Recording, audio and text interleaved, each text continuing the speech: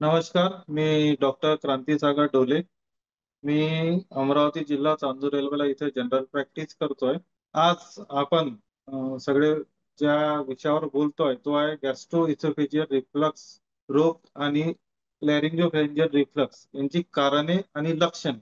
का होतो आणि हा जो आजार आहे, हा टाळण्यासाठी आपण काय करू शकतो? या संबंधी आपण आज या खालील मुद्द्यावर घेऊन आपण बोलतोय.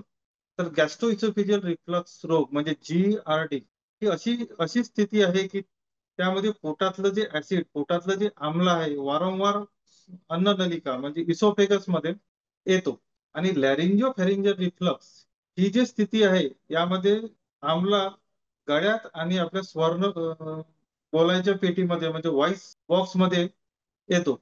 आता या दोन्ही गोष्टी जवळपास एकसारख्याच आहे आणि याचे कारणं पण जवळपास एकसारखे आहे. पण याच्यातला जो फरक, याच्यातला जो डिफरन्स आपल्याला बघायचा आहे, तो काय आहे? ते आपण पहिले बघू. लॅरिंजिओफॅरिंजियल रिफ्लेक्स हा एक कमी सामान्य म्हणजे भरपूर प्रमाणात हा त्रास दिसत नाही. कमी सामान्य प्रकारचा आम्ल रिफ्लेक्स, ॲसिड रिफ्लक्स त्रास आहे आणि यात तुम्हाला जी सारखे सिम्प्टम्स, सारखे काही सिम्प्टम्स आपल्याला दिसतात.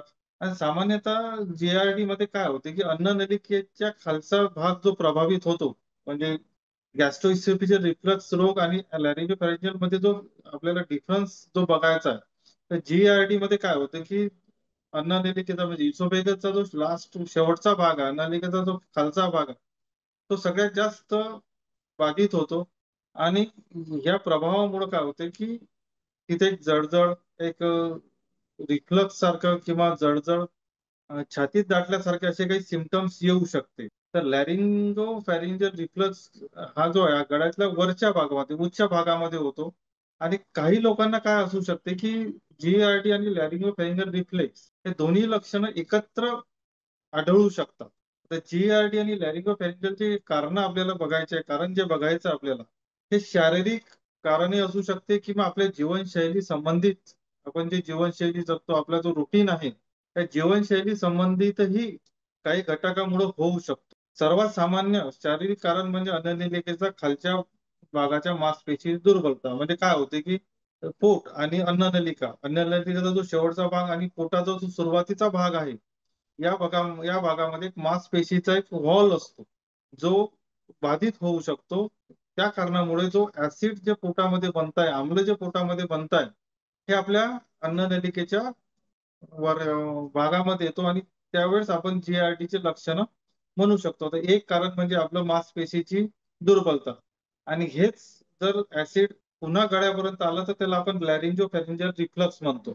आणि हे जे स्फिंक्टर्स आहेत, हे प्रत्यक्षात हे वॉल आहे आणि हे अन्ननलिकेला दोन्ही बाजूनी बंद करतात. म्हणजे अन्न जर जाईल तर त्यावेळेस ते उघडल्या जातात आणि जर ॲसिड येत असेल तर ते बंद होतात. पण काही त्या शारीरिक व्याधी आहेत, त्या व्याधीमध्ये तो वॉल योग्य प्रमाणे काम करत नसल्यामुळे तो वॉल उघडा राहतो आणि त्यामुळे जे ॲसिड बाहेर येतो, त्याचा जो त्रास आपल्याला होतो त्याला आपण म्हणतो.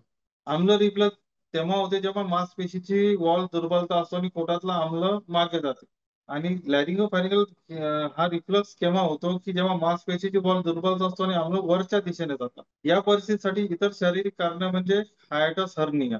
म्हणजे पोटाच्या वरच्या भागाचा जर हर्निया असेल, तर हा त्रास आपल्याला होऊ शकतो. असामान्य स्पाझम, पोटाचा असामान्य स्पाझम, पोटाचं स्पाझम होत असेल तर ॲसिड वर येऊ शकते किंवा काही लोकांना काय होते, की जेवण केल्यावर 3 तासामध्ये आपलं पोट रिकामं व्हायला पाहिजे. तर 3 तासामध्ये पोट रिकामं न होता पोटाचं जर रिकामं व्हायची जर गती जर मंद असेल, तर हा ॲसिड रिफ्लक्सचा त्रास होऊ शकतो. मुख्यतः जे पेशंट डायबेटिक आहे, त्या डायबेटिक पेशंटला हा त्रास जी-आर-डीचा जर पोट मंद गतीने जर रिकामं होत असेल, तर हा त्रास जास्तीत जास्त होतो.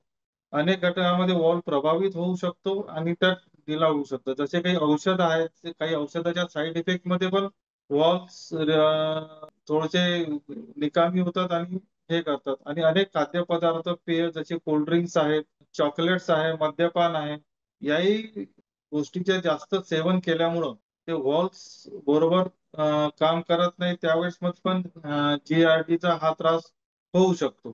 तसेच काही-काही प्रेग्नंट पेशंट जे असतात, प्रेग्नंट वुमन्स ज्या असतात, युटरसचे हाईट्स वाढल्यामुळं पण जी-आर-डीचा त्रास काही पेशंटमध्ये होऊ शकतो.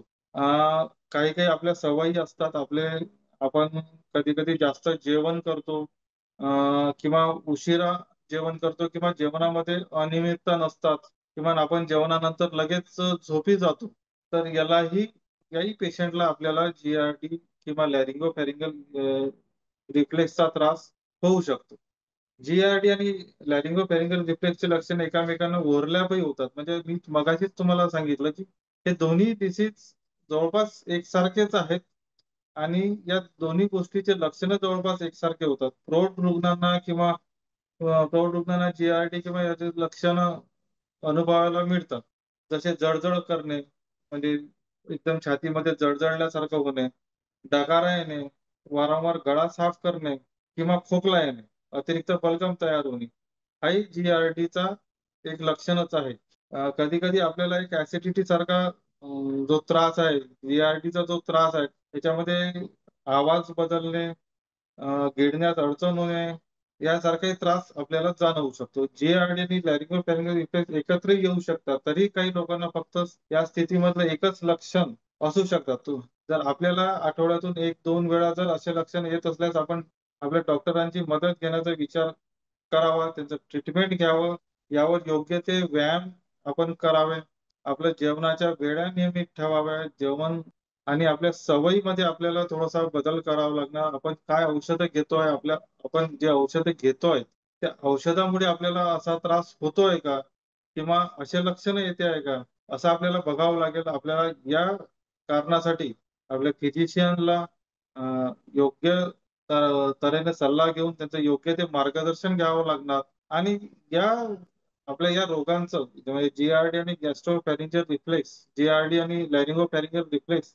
आता या ज्या दोन्ही ज्या व्याधी आहेत, यांना डायग्नोस जर करायचं असेल किंवा आपल्याला कन्फर्म करायचं आहे की बाबा हेच आहे, तर आपल्याला गॅस्ट्रोस्कोपीची मदत आपल्याला होऊ शकते. गॅस्ट्रोस्कोपीमध्ये आपण एक छोटं कॅमेरावाली नळी आपल्या अन्ननलिकेतून पोटापर्यंत जातो आणि आपला जो व्हॉल्व आहे, अ, ज्या मासपेशी आहेत ज्या आपल्याला पोटाला अन्ननलिकेपासून जे वेगळं करतात, हा व्हॉल्व बरोबर वर्किंग होत आहे का?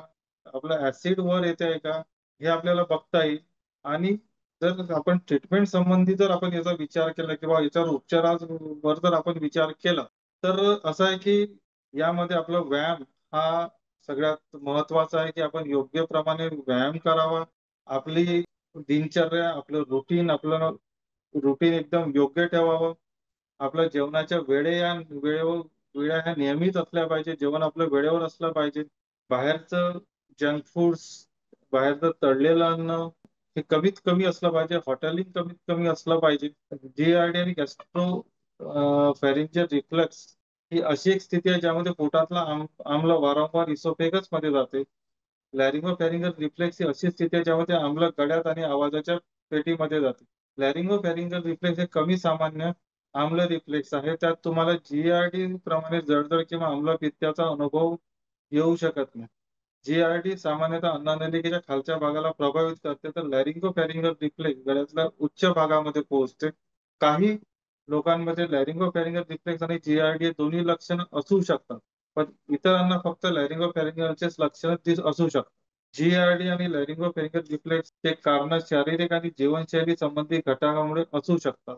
संबंधित सर्वात सामान्य शारीरिक कारण म्हणजे अन्ननलिकेच्या खालच्या भागातला असलेल्या मासपेशीची दुर्बलता. जेव्हा पोटातील आम्ल तुमच्या पोटातील अन्ननलिकेत किंवा गळ्यात जातं तेव्हा स्फिंक्टर जे प्रत्यक्षात मासपेशीचा वॉल आहेत. अन्ननलिकेच्या दोन्ही बाजूनी जे बंद करतात. वारंवार वॉल अन्ननलिकेच्या गळ्यापासून आणि खालचा वॉल पोटापासून वेगळा करतो.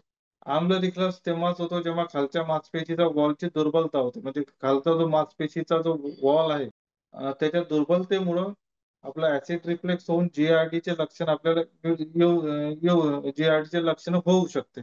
या परिस्थितीमध्ये इतर शारीरिक कारणं म्हणजे हायटिस हर्निया, असामान्य स्पाझम किंवा पोटाच्या मंद गतीने रिकामे होणं. अनेक घटक या दोन्ही वॉलला प्रभावित करू शकतात आणि त्यांना ढिला करू शकतात. जसे काही औषधं, काही खाद्यपदार्थ, पेय जसे चॉकलेट्स, मद्यपान, गर्भावस्थे दरम्यान जी-आर-डी ट्रिगर होऊ शकतो. पण तो जी-आर-डी गर्भावस्थेमध्ये जो ट्रिगर झाला, तो आफ्टर डिलिव्हरी हा त्रास पूर्णतः नॉर्मल होऊ शकतो. आणि काही औषधं जसे काही खाद्यपदार्थ, पेय, चॉकलेट्स, काही औषधं किंवा खाण्याच्या जास्त सवयी भरपूर लोकांना जास्त जेवण करायची सवय असते. तर त्यांनी आपलं डायट मेंटेन करत छोट्या-छोट्या बाईट्स एक 3-4 वेळा जरी घेतल्या, तरीही त्यांचा जी-आर-टीचा त्रास कमी होऊ शकतो. आणि जनरली आपल्या महाराष्ट्रीयन्स किंवा इंडियन्स लोकांमध्ये काय होतं, की आपण सगळे कामं केल्यानंतर जेवतो आणि मग लगेच झोपी जातो. तर जेवल्यानंतर साधारणतः आपण 2 तास तरी काही काम किंवा शतपावली करत त्यानंतर झोपी जाणं जास्त जरुरी आहे. त्यामध्ये पण जी-आर-टीचा त्रास आपला कमी होऊ शकतो.